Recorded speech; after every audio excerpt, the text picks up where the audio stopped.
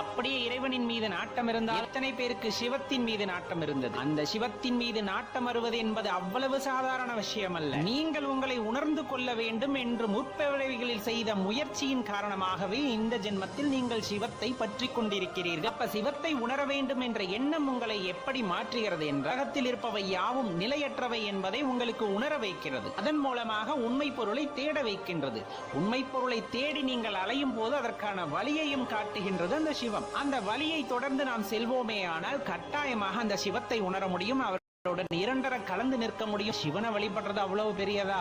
ஆம், சிவத்தை வழிபடுவது மிகவும் உயர்ந்தது. அவருடன் இரண்டர கலந்திருக்க வேண்டும் என்ற நினைவு யாருக்கு இருக்கிறதோ அவர்களால் மட்டும்தான் சிவத்தை வழிபட முடிகிறது. மாறி மாறி வருகின்ற பிறப்பு இறப்பை பற்றி தெரியாமல் அதனுடைய உழன்று கொண்டு இருப்பவர்களுக்கு எக்காலத்திலும் உண்மை தெரியாமல் தான் போகும். இந்த பிறப்பு இறப்பிலிருந்து விடுபட வேண்டும் என்ற எண்ணம்